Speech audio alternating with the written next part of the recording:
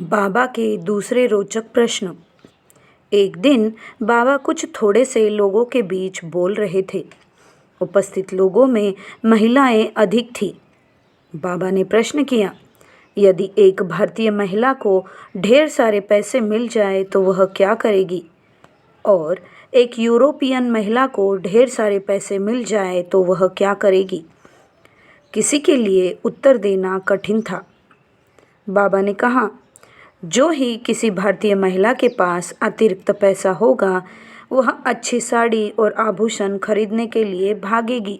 स्थित सारी दीदियां हंसने लगी। वहां मौजूद पुरुष भी हंसने लगे, क्योंकि साड़ी तथा आभूषण खरीदने के लिए पुरुष ही तो पैसा देता है।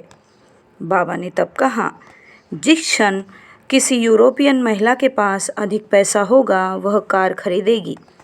वहाँ कुछ यूरोपियन महिलाएं भी थीं। जिस प्रकार बाबा उनकी मानसिकता को प्रकट कर रहे थे, वे भी अपनी हंसी रोक नहीं पाई। दूसरे दिन वर्कर रिपोर्टिंग चल रही थी। बाबा आंध्र से संबंधित एक प्रश्न पूछे। मैं स्वयं आंध्र प्रदेश से था। बाबा ने प्रश्न किया, गुंटूर किस चीज़ के लिए प्रसिद्ध है? गुंटूर आंध्र प्रदेश का एक जनपद है। मैं भी उस प्रश्न का उत्तर नहीं दे पाया, यद्यपि मैं उसी क्षेत्र में था। मुझे ग्लानि होने लगी कि मुझे नहीं मालूम कि गुंटूर किस लिए प्रसिद्ध है। बाबा ने कहा, गुंटूर घी के लिए प्रसिद्ध है। बाबा ने आगे बताया, ब्रिटिश शासनकाल में गुंटूर से इंग्लैंड तथा दूसरे देशों को घी का निर्यात होता था। मेरे लिए यह एक सूचना थी। बाद में जब मैं आंध्र प्रदेश गया, उस संबंध में पूछताछ की। पता चला कि आज भी गुंटूर से घी का निर्यात होता है।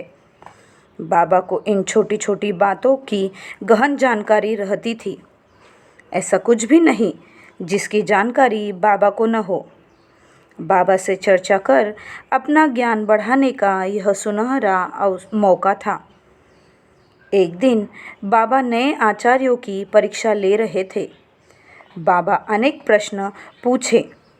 एक टेढ़ा प्रश्न सामान्य ज्ञान से संबंधित था।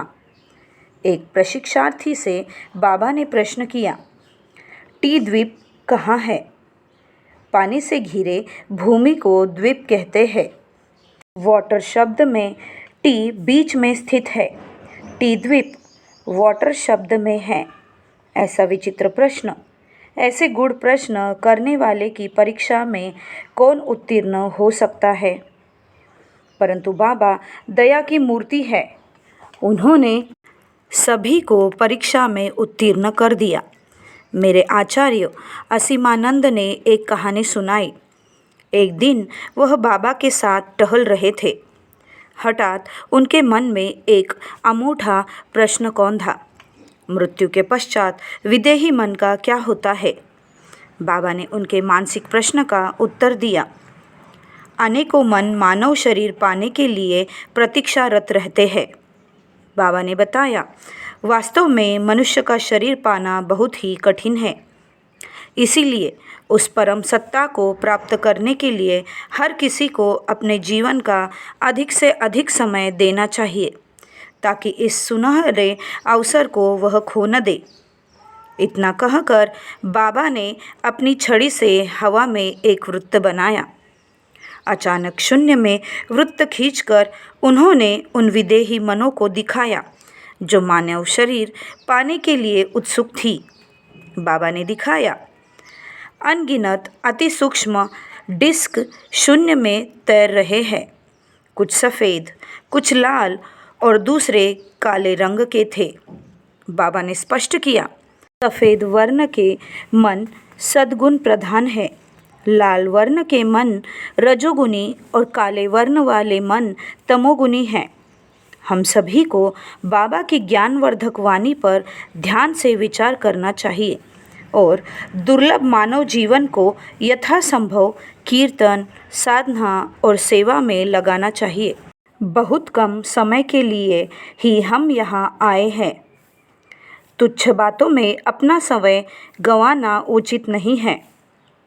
भक्त चाहे न चाहे उन्हें निश्चय ही मोक्ष मिलेगा। बाबा